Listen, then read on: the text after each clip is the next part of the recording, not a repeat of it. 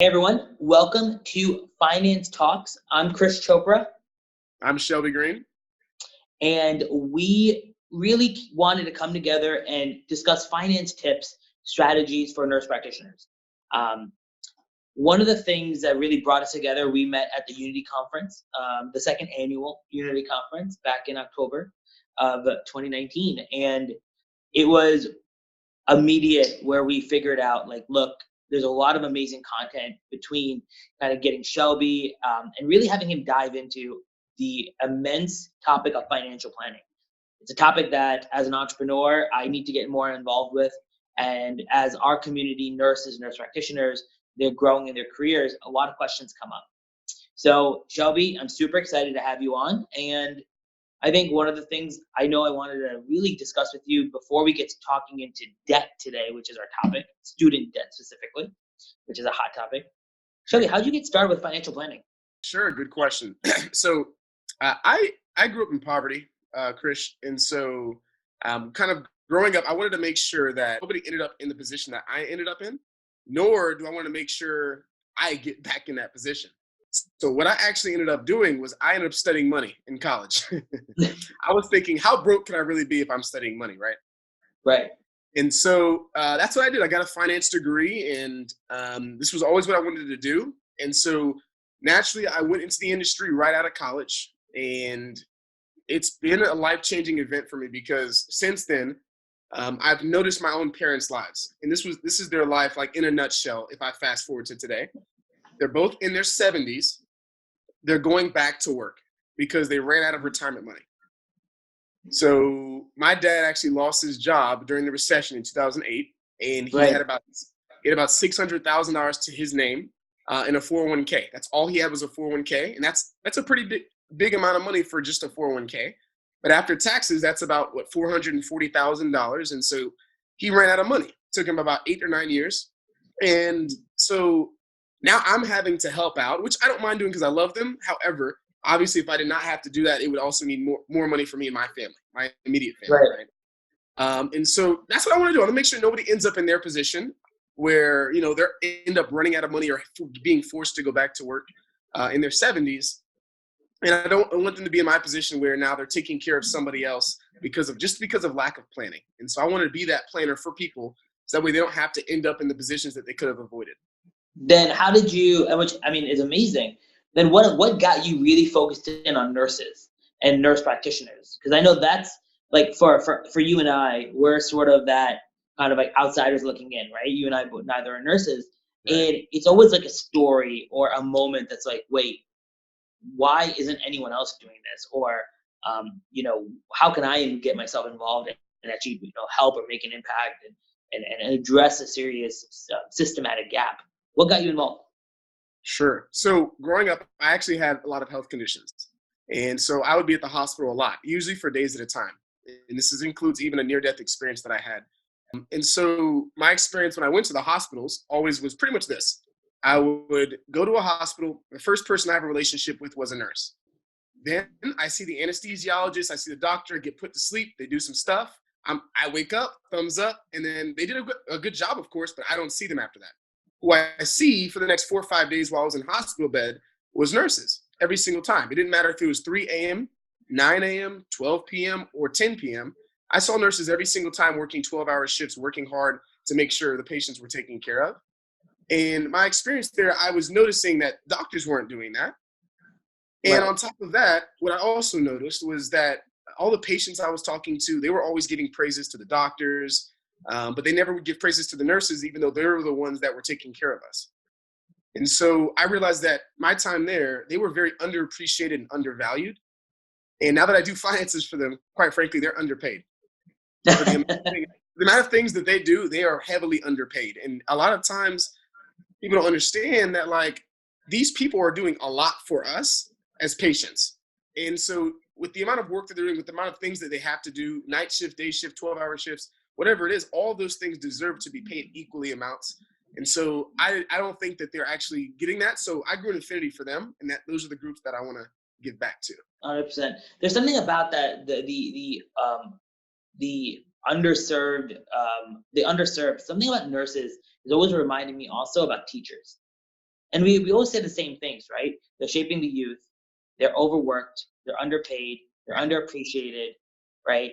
Teachers are always like the last in line in the educational setting, and nurses are very much similar in the healthcare setting, And for us, getting involved with NPs, it was a business where we helped medical students find clinical rotations and preceptors around the country, and there were other options, but for the NPs, it was a larger systematic issue that wasn't being addressed, and there was no one else doing it. Right. So man, that's awesome to hear. Today's conversation is about student debt and student loans, and inevitably, anyone, I wish I say anyone, but most people coming out of their NP program have probably taken out some piece of some type of student loan. Yep. So much of our undergraduate and graduate student communities, especially inside healthcare, are racking in debt.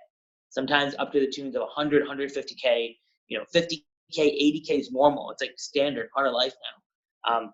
And I really wanted us to figure out kind of, I want our community to understand it more. So I want to open up the floor and kind of really break into, is student debt good debt or bad debt? Is there such thing as even good debt? Sure. Good question.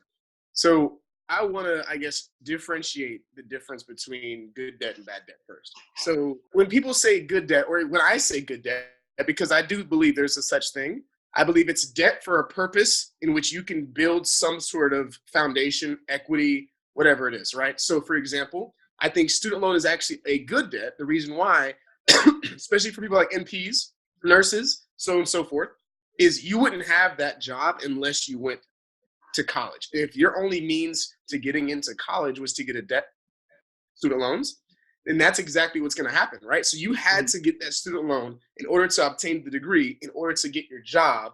And so that's exactly why you did it. And so if you never actually ended up in college, you wouldn't have that job at all. So it's the good debt because you're actually going in debt. You're taking a step back to go 3 steps forward, right?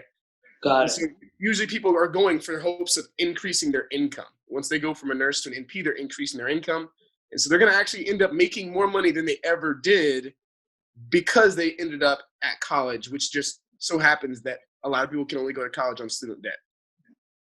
So then would you say if the barrier for you getting a higher education is only, money, so you need a loan, you need to take out a student loan, is that an immovable barrier? Should you let that stop you? No, not at all. I think that for people, if a student loan is what you have to do in order to obtain the education that you want, then I say go for it. That's the thing, is when you're thinking about different debts, especially things like a mortgage, right? I would argue that a student loan is very similar to a mortgage. Usually you have 20 to 30 years to pay it off. Usually it's a higher amount of money. It's probably the only debt you'll have that's 6 figures, right? And so it's one of those things where it's like, okay, these are very similar. The interest rates are even very similar, but people don't bat an eye at getting a mortgage. Ever, You're right. Like, oh, I want to buy a house. I'm just going to go and do it. But for me to buy a house, I now have to get a mortgage, so I have the money and the means to obtain that house. Some people, even with investment properties, you see people who they get a mortgage so they can rent it out for investment purposes. Yeah. And so they end up actually benefiting because they ended up going in debt. And so if you're able to leverage the debt, I call it good debt, because of the fact that you're building equity or you're building something for the future.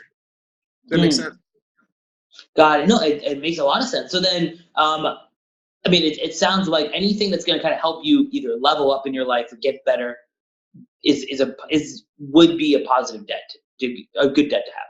Yep. Then obviously, like a bad debt is. Bad debt would be something like, let's say, Black Friday's coming up and I have a credit card and I don't have any money, but these deals are so good, so I have to get them. And so I'm going to go ahead and swipe my credit card and get a bunch of these, clothing or whatever it is. And now I have a 25% interest rate on my credit card.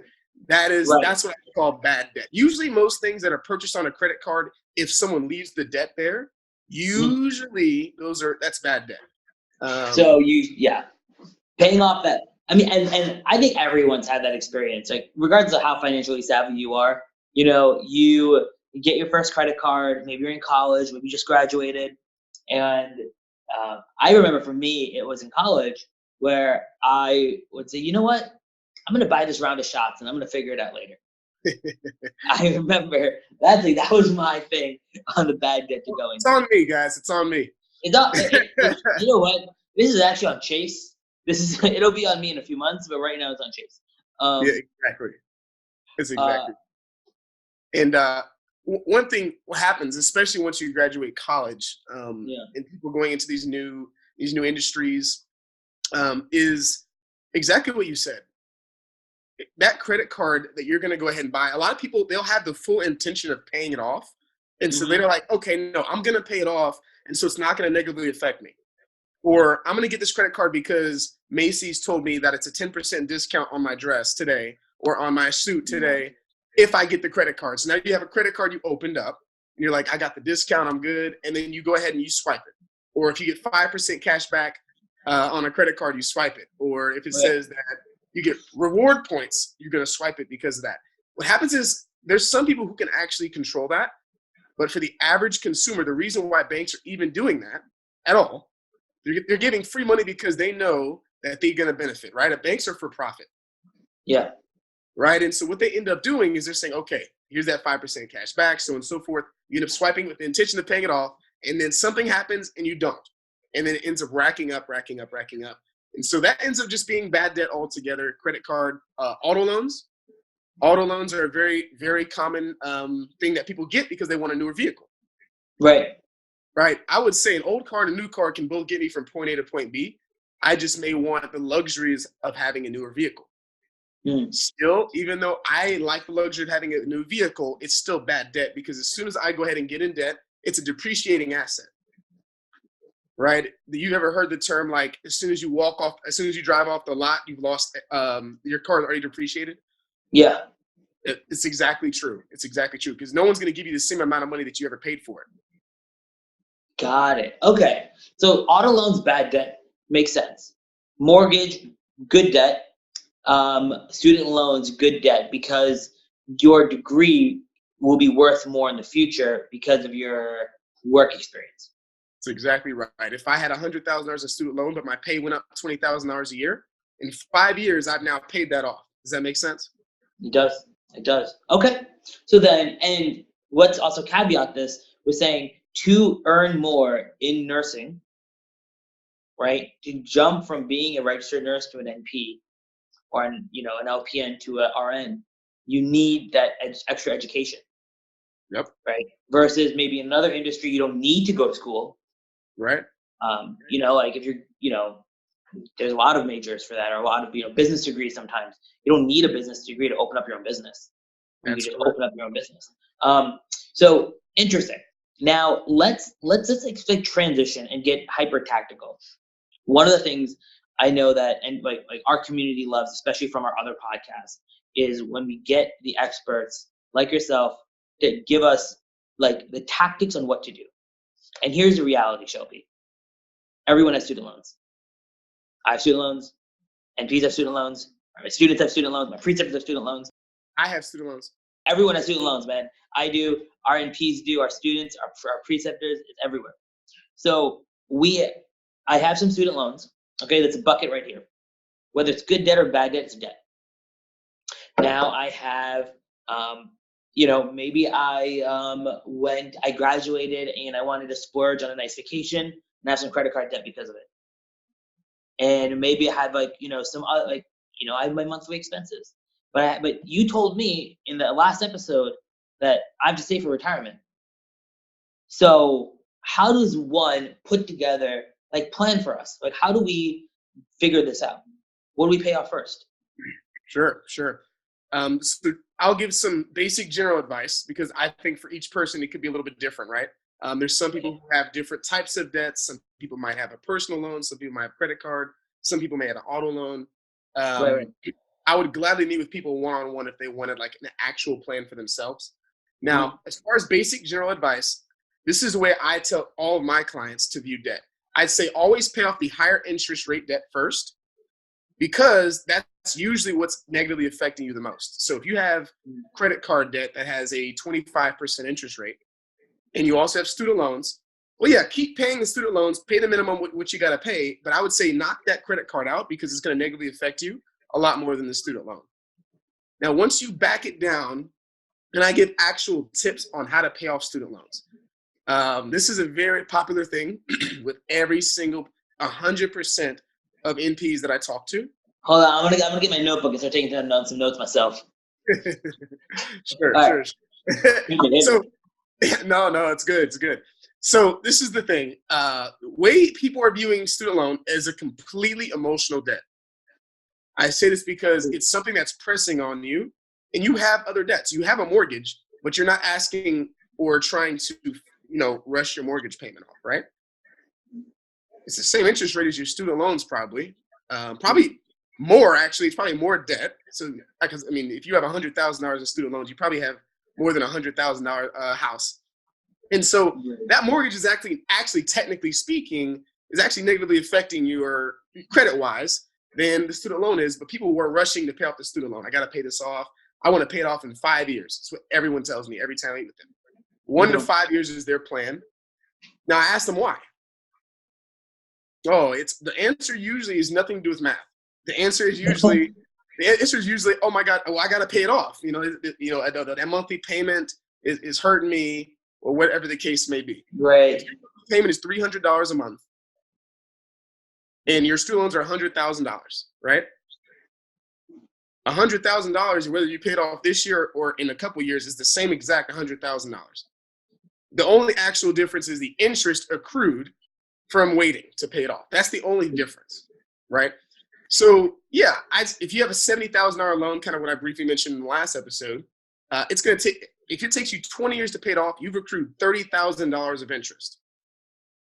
$30,000, it sounds like a high number, but it's really not that much money, right? If someone also on this side were planning for their future and they put money aside, not in the bank, but they put money aside, let's say they invested it or saved it in some way, shape, or form for retirement, they could have grew in 20 years way more than $30,000. And so it would have actually benefited them more if they were putting money away while they're paying their student loans off. Does that make sense? I think that's a really key point. Let's dive into that a bit more.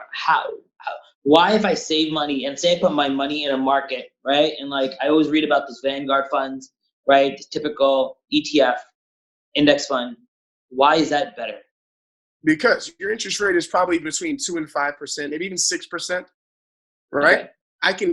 I can literally grow all my clients. I can have them a better return than that 2 to 6% they're getting in the first place, right? And so as they're growing at a faster pace than they're losing, right? Student loans are going like this, right, with your net worth over time because of the interest. But if you're growing a lot faster, then it's going to make up for the difference. That's why you do both at the same time. I say, hey, whenever I meet with people one-on-one, here's a plan. Here's how much money we need to put every month to the student loan so we can have it paid off by blank year.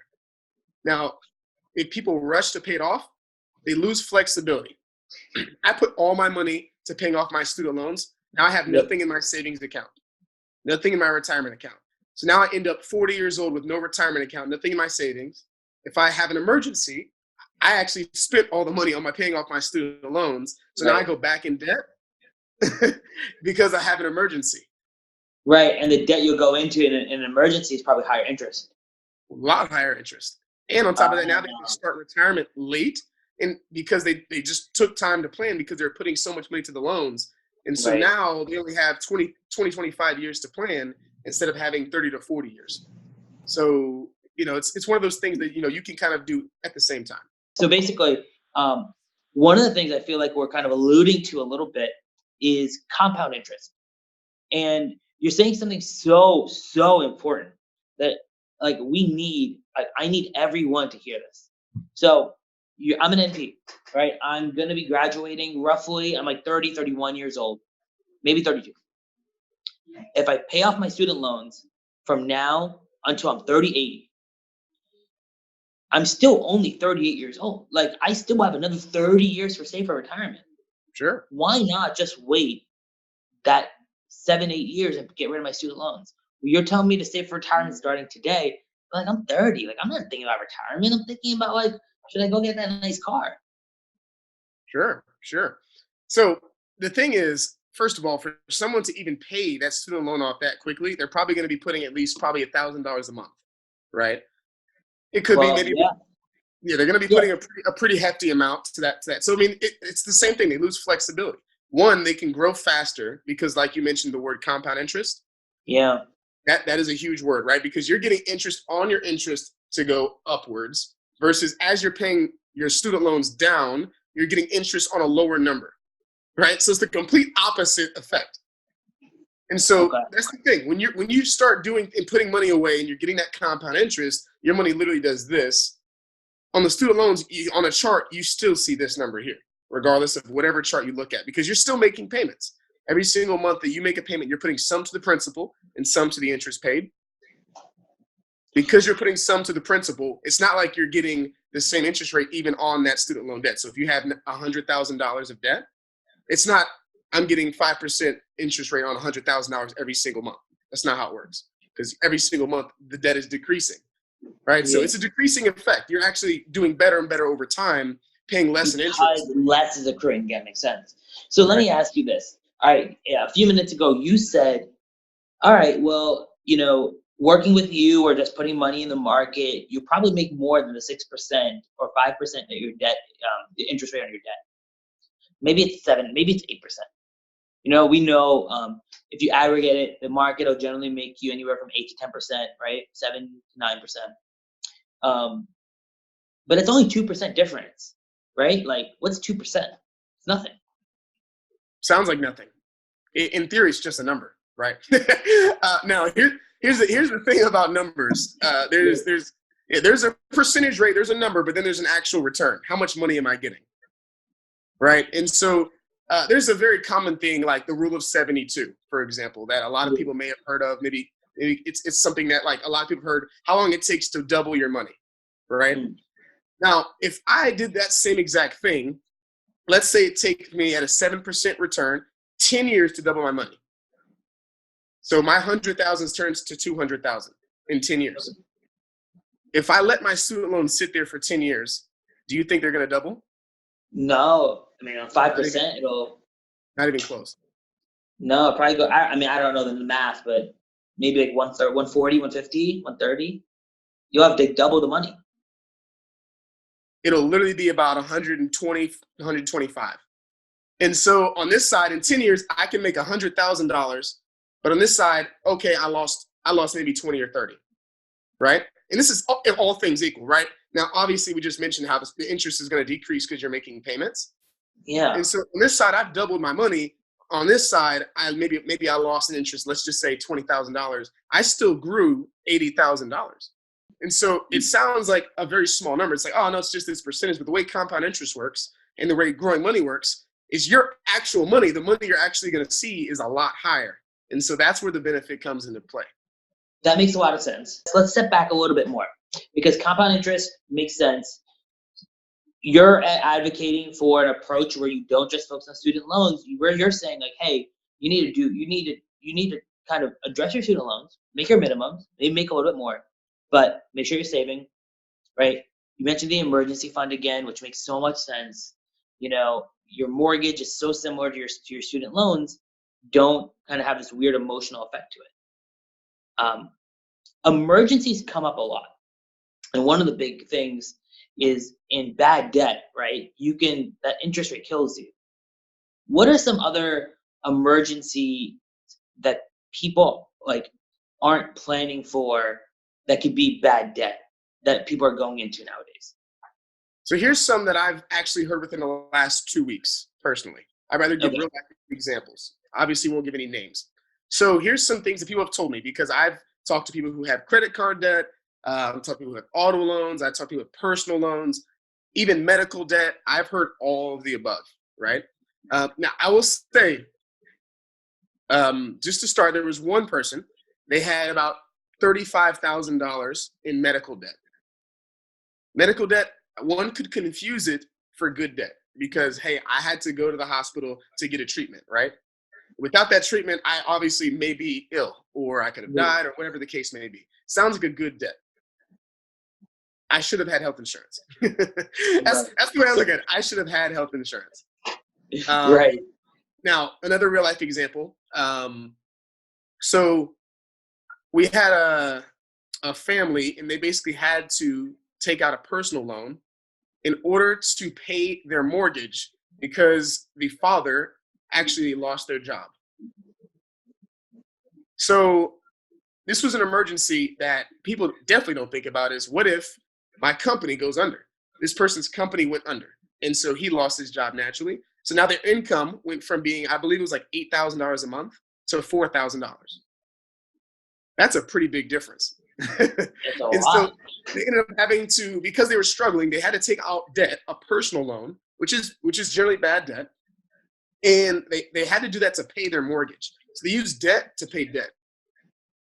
That's scary. That is scary, a scary thought to think about. And so that was a real life example, something that people didn't even think about. Some other things that people may not be thinking about on a daily basis.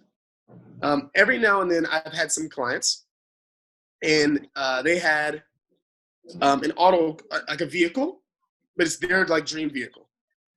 And so they end up, I had a client, they ended up doing travel nursing actually for a while. And they were making like $110,000, and everything was nice income wise. And Yeah. it sounded good. And then, they were getting contracted. And so, they were doing months at a time, but they kept getting contracted. They're like, I'm making all this money. I'm going to go and buy a Lexus. So they bought an $80,000 Lexus, and they were able to make the payments. Well, there's like a time in her life where she actually was no longer making the same money, and she ended up going back to a hospital making about $65,000. Now she's not able to really do much with her money because she bought a car that was way out of her means, and she had a higher income at the time. It seemed like a good idea. Now she's having to pay for it. And so that was Yeah. another example of bad debt and how it affected her.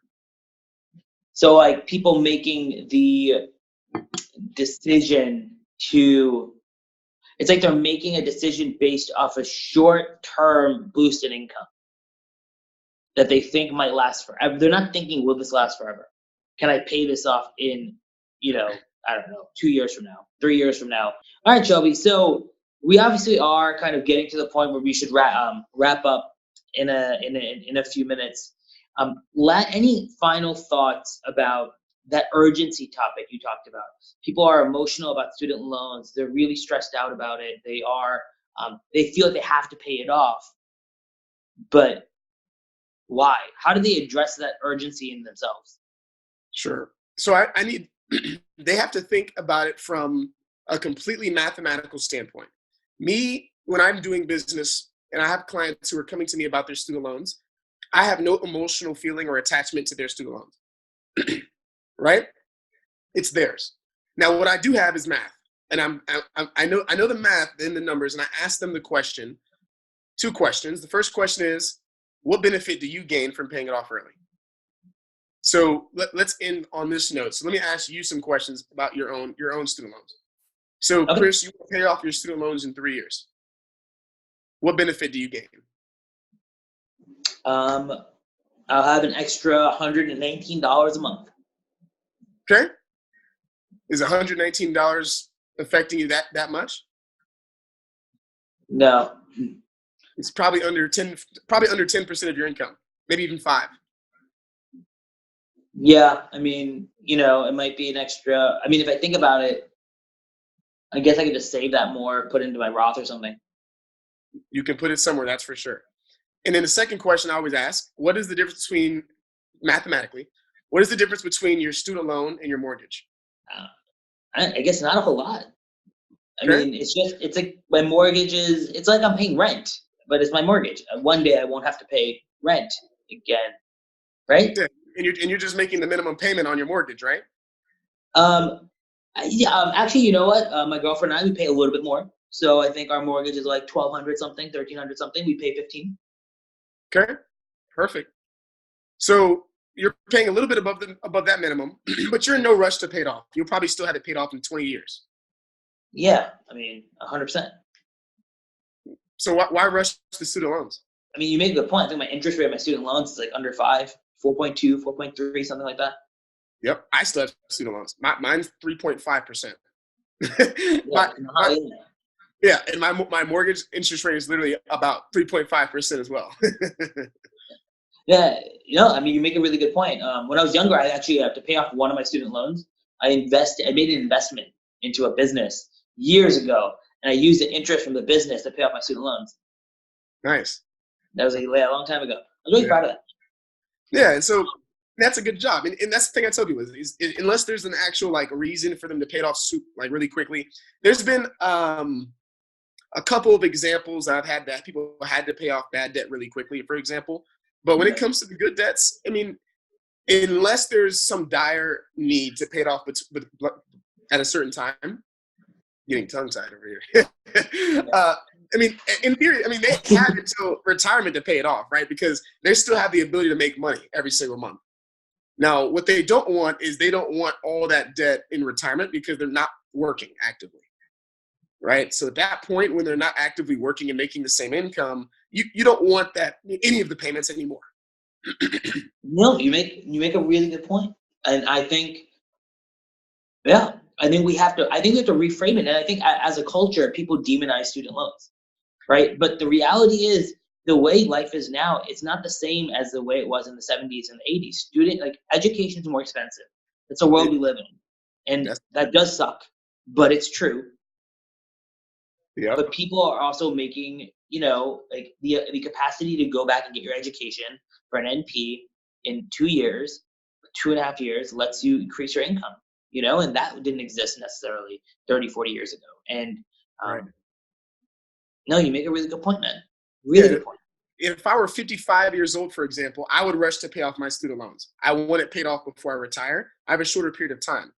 Right, but most people who are usually, graduating in P's, so on and so forth, they're not usually at that age. They're usually under 35, maybe under 40, so on and so forth. And so they still have 20 years to pay it off, that's usually the time that they have to pay it off anyway. That's the duration of their loan.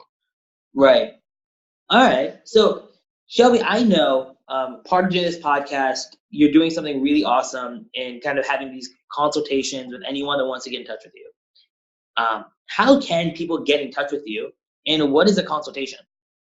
Sure. So consultation is basically the first one, and there's no charges for nurses and Ps and all those types of people, so it's perfectly fine.